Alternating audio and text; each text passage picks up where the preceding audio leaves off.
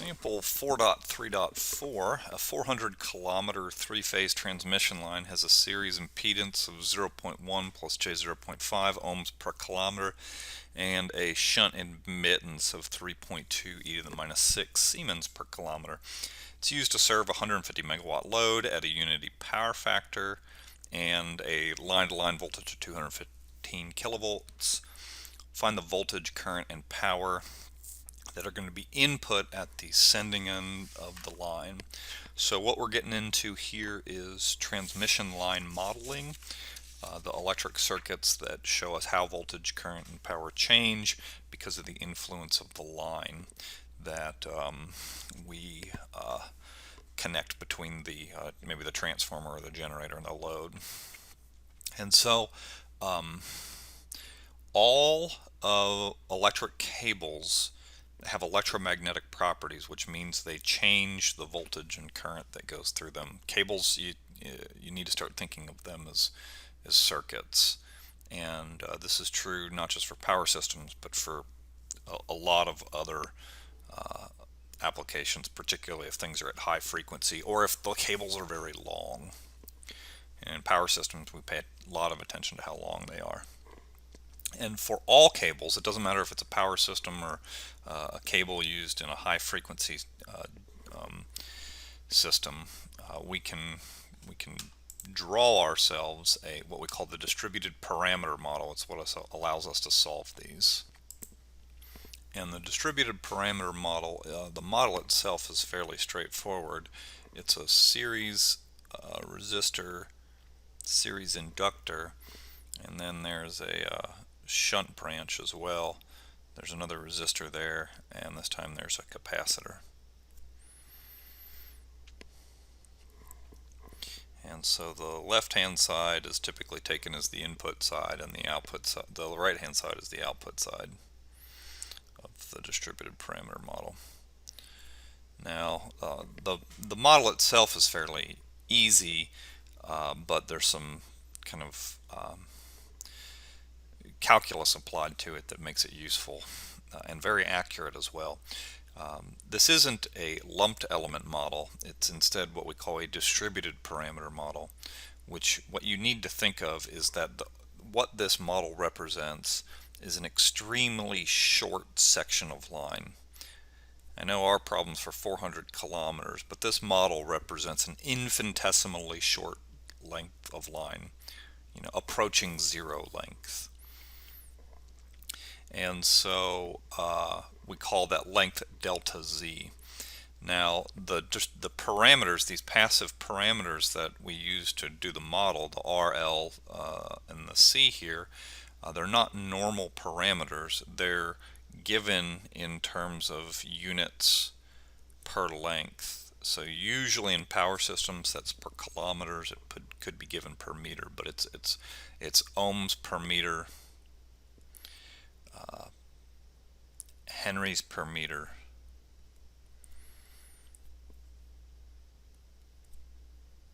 of course farads per, I'm in power systems, so I'm going to go with kilometers for this example, farads per kilometer. And then the last parameter is called G prime, which is Mohs or Siemens per kilometer is how that's given. So let's talk a minute about what these represent. So R prime and L prime represent the material properties of the wire in terms of power loss to resistance embedded in the wire, and then also the phase shift because of the inductance of the wire. The shunt branch from here to here represents the current leakage from the wire through the insulation. There's two mechanisms of that. There's a capacitive mechanism, and then there's just a leakage current. Because of that, we typically represent this as not as a resistance, but instead of a conductance. That's why it's in ohms over here. It's just a little bit easier to deal with. Just remember those are inverses.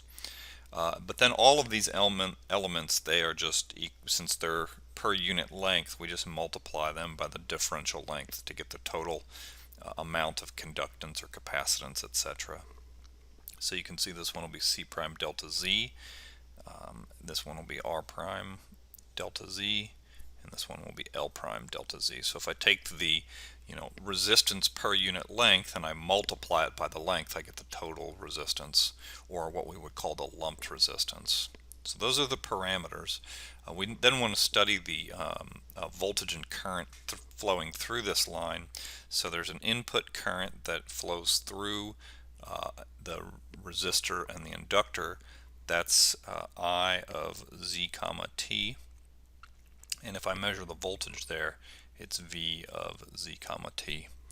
And then coming out of it is I of Z plus delta Z comma T, and V of Z plus delta Z comma T.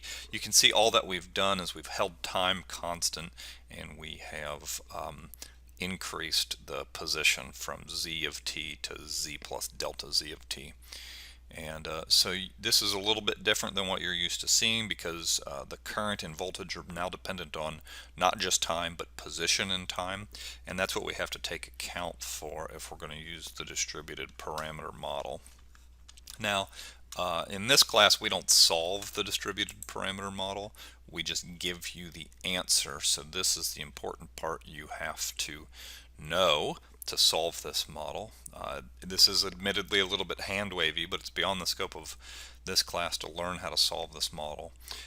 But if you apply this model, what you find out is, if we do it for a long transmission line, we find out that the length of the transmission line is Vs. That's the sending end or input end voltage, is equal to Vr, which is the receiving end voltage, times the hyperbolic cosine of something called gamma, times the length of the line, plus the receiving end or load end current times something called Z sub C, times the hyperbolic sine of that gamma L product again. That tells us what the input voltage is. And then if I want to know what the input current to a transmission line, it's the receiving end current times a hyperbolic cosine of this gamma L product plus the receiving end or load end voltage divided by this Z sub C term again times the hyperbolic sine of gamma L. So that's a lot. And my best recommendation for you in this class is just kind of get used to that formula. You don't really have to understand where it came from, you just have to know how to use it. The first thing, gamma, it's called the propagation constant. So we want to calculate gamma, and it's equal to the square root, and this is where these distributed parameters come in, R prime plus j omega L prime times G prime plus j omega C prime. So gamma, or the propagation constant of the transmission line, is the product of the series impedance and the shunt admittance. A lot of times that's written as series impedance per unit length and shunt admittance per unit length. That's a lot of times how we'll write that, just to save space. In those two formulas, Z sub C is called the characteristic impedance of the transmission line. That's given by a very similar formula, R prime plus j omega L prime over G prime plus j omega C prime. And so you can see that as the characteristic impedance, is the definition of that is the series impedance divided by the shunt admittance. So those are the formulas you have to memorize or know to be able to solve this problem. Those are kind of our setup formulas. So now I'll just kind of go through the mechanics of solving it. These problems, just take them slow. So that's what I want to solve right there. First, I'm going to go to solve for the propagation constant and the characteristic impedance, so that I can plug them into these two equations above. So propagation constant gamma, again, is just equal to root Z prime times Y prime, where Z is the series impedance and Y is the shunt admittance. So that's going to be equal to the square root of, from our problem statement, we saw that it was 1 plus J 0.5. That's the series impedance of the resistor and the inductor, 0.1 plus J 0.5.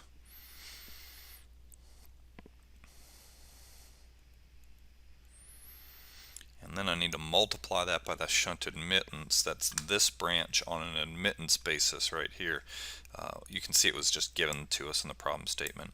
Now it's just a imaginary number here. This problem is approximating that G is I know we're showing a resistor, but we're approximating that G is an infinitely large resistor. G is 0, which means this resistor is infinity, which means no current flows through this branch. So G prime, or the conductance of the shunt branch, is 0. Sometimes that's confusing because there is no symbol for a conductance. We just represent it with a resistor here. I mean, you're pretty used to flipping between ohms and henries for an inductor and ohms and farads for a capacitor. So kind of think of it like that. You can flip between ohms and Siemens for this one, depending on if you're thinking of it on a conductance or resistance basis. But usually it's given in terms of conductance, and in this case it's 0 conductance, and the impedance of this branch, the admittance of this branch, j omega c, is just 3.2 e to the minus 6.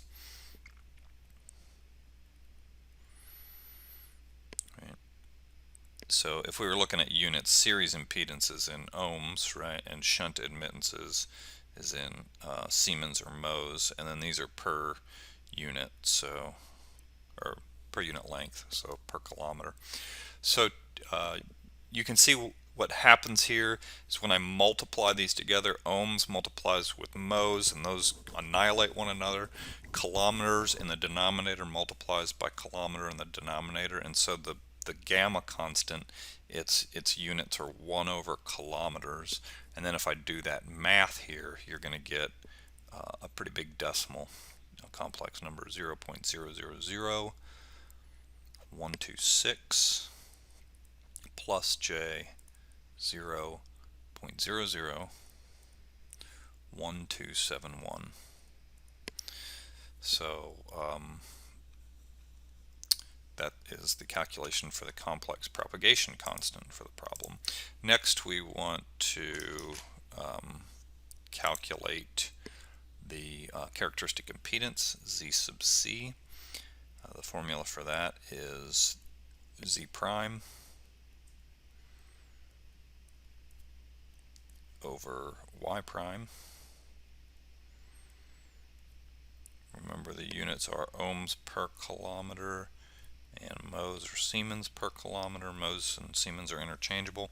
You'll notice here, this time the kilometers cancel one another. We get a mho, or an ohm divided by a mho in this case. So that becomes ohms squared, but there's that radical, so the units of characteristic impedance reduce down to ohms. You do this math here in your calculator correctly, you get 397.237 minus J 39.3342. So those are both complex numbers. The characteristic impedance in units of inverse kilometers, and the complex propagation constant in units of inverse kilometers, and the characteristic impedance in units of ohms. So we've calculated gamma, and we've calculated characteristic impedance. Now what we need to know, if we want to know the input voltage and current, we need to know what the receiving end voltage and current are. Those are the other factors that show up in these equations. And so that comes from our problem statement. We see that it was, we've got this information here that's going to give us voltage and current. Right? We were told what the voltage was on a line-to-line basis, so we need to turn that into a line-to-neutral quantity. And then we were given some power, so we can extract current because we know the relationship between current and power. So that's what I'll do next. So the line voltage, or the receiving end voltage at the load on a line-to-neutral basis, is going to be that three-phase line-to-line rating, which was 215 kV. We want to divide by that by the square root of 3 to go from line to line to line to neutral. And so that gives us 124.13. We'll make that our reference voltage for this problem. And then the receiving end current we're going to get from that power information. We were told it was a 150 megawatt system, 150 e to the 6. We need to convert that megawatt into apparent power. We do that by dividing by the power factor, which in this case was 1. And then we need to divide that entire thing by 3 to go from a three-phase basis to a single-phase basis. So that looks like that. The power factor of 1 is going to give us the inverse cosine of 1, which you'll remember is just 0 degrees right there. We then want to divide that by our load current, our load voltage, 124.13, angle 0 degrees, and then remember we need to take the complex conjugate of that to calculate the current. And so for this example you get 402.8 amps at an angle of 0 degrees. This was a purely resistive load.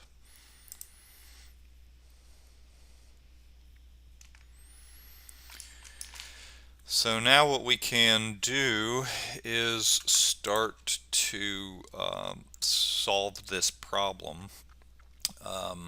This gets a little bit tricky because of these hyperbolic functions that show up here. We've got the cosh of gamma L. And the problem is that the vast number of calculators on the market, if you want to calculate a hyperbolic function, the interior of this has to be in radians. I want to walk through that with you next.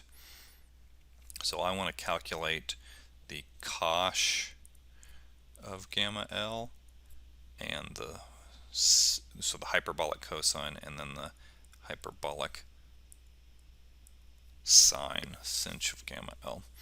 So that would be the cosh of, we calculated gamma right here, of 0.000126 plus j 0.001271.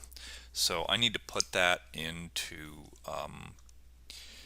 instead of rectangular, I want to put it in polar form. And instead of degrees, it needs to be in radians for the calculator to take it. So that's what we got to do next. So to put it into polar form, just throw that in your calculator and set the mode to polar from rectangular. And so if I do that, I can convert gamma over to polar form, and that's 0.00127 at an angle of about 84.3 degrees. So that's part of the way there. Now we need to convert that over to radians, and remember you can go from degrees to radians just by multiplying, and that constant is going to be 84.3. Radians are smaller than degrees, so I do that by remembering I multiply by pi over 180. So 84.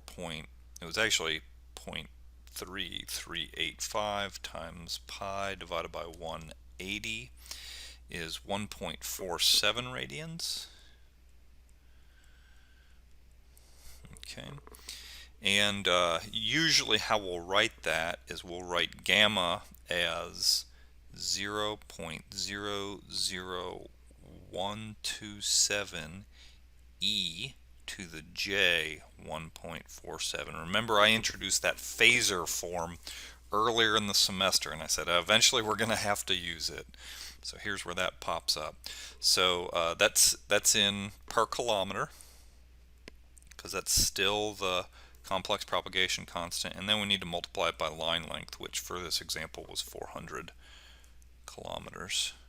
So that's the cosh function. And then the sinh function is going to look pretty similar. It's 0.00127 e to the j 1.47 per kilometer times 400 kilometers. So that's going to give me my sinh and my cosh for this one. Okay, so you just want to throw those into your calculators. You might have to do a little bit of searching to find the hyperbolic functions. I have a TI-89 and I usually just look them up alphabetically in the catalog. So you just hit the first letter and kind of scroll through there. Sinh and cosh, you'll notice they're like sine and cosine. They return dimensionless or unitless numbers, I should say. So if I do the cosh first, the result of this is 0.875023 e to the j 0.028045. There's no units on that. And then the sinh results in 0.489304 e to the j 1.48067. So those are those two calculations right there. So they look a little bit funny, but those are just phasors. And we've been dealing with those all year. So one way you could rewrite those, maybe that you might feel more comfortable, is 0.875023 at an angle of 0.028045, but that's radians.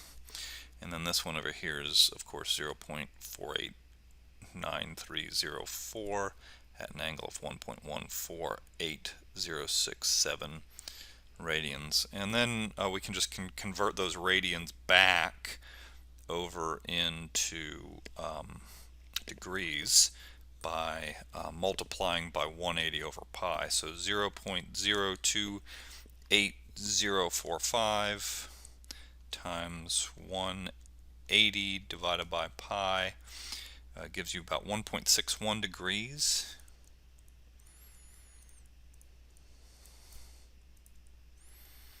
So that's what that cosh ends up being. I'll underline it so we can find it later.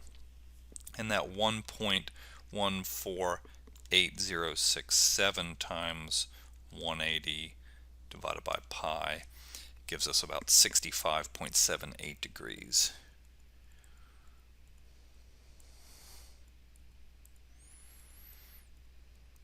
So try that on your calculators. My hint is make sure you're in radian mode and then do the rad to degree conversions by hand by multiplying by 180 over pi to go to degrees and multiplying by pi over 180 to go to radians.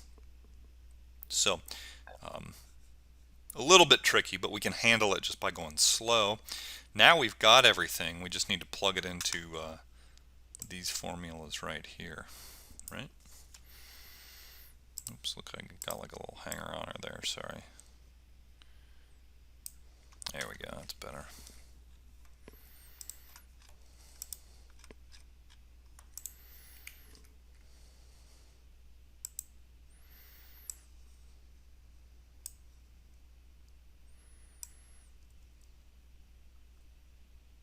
Let's clean up my workspace a little. Alright, so we calculated the voltage as 124.13 at angle 0. We just calculated that cosh at 0.875023 angle 1.61 degrees. We calculated the current at 402.8.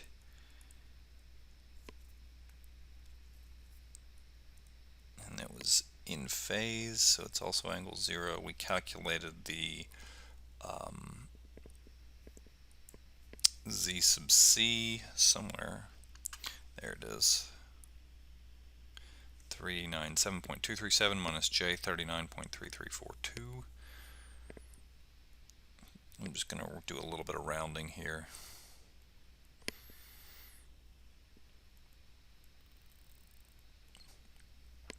And then we've got the sinh. I've got to scroll a little bit to fit sinh in there.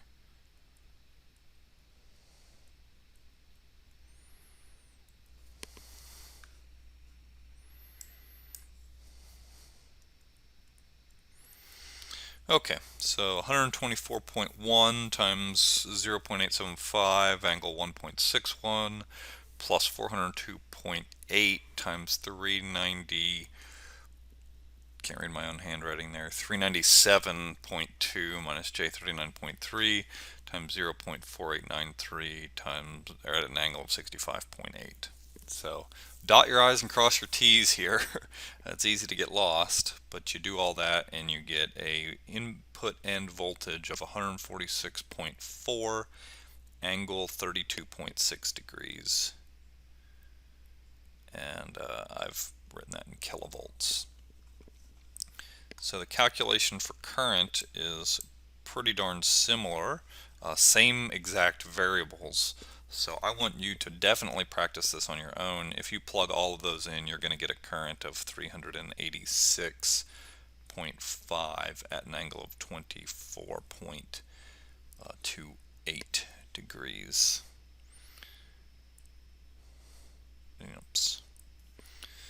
So you'll notice that that is a leading current, not a lagging current, which happens a lot in transmission line analysis. So the last part of the problem was to determine what the power is. We've got this voltage and we've got this current. So the power, remember, is the magnitude of the voltage times the current times the power factor, which is the cosine of the difference between them. That's for a single phase. We want total three-phase power. So power three-phase is going to be 3 times the magnitude of the sending end voltage times the current of the input or the sending end, and then we want to multiply that by the cosine of the angle, the difference between the voltage and the current at the input. And so that's 3 times 146.4 kV times 386.5 amps, and then we want to multiply that by the power factor, which is just the cosine and the difference of the angles. 32.6 degrees was the voltage angle. The current angle was 24.28 degrees. So our three-phase total power input to the line is 167.98 megawatts. That's P3 phase. So we needed to deliver 150 megawatts three phase. We had to put in 167.98 megawatts, and all that power is just lost to the transmission line. Now this model's pretty hairy. It's the hardest of the models to apply, but it always works. It gives you the most exact calculations. We'll see in some later examples that we can simplify this quite a bit if we can sacrifice some accuracy, or if the line length is a little bit shorter. Okay, so that's the end of this example.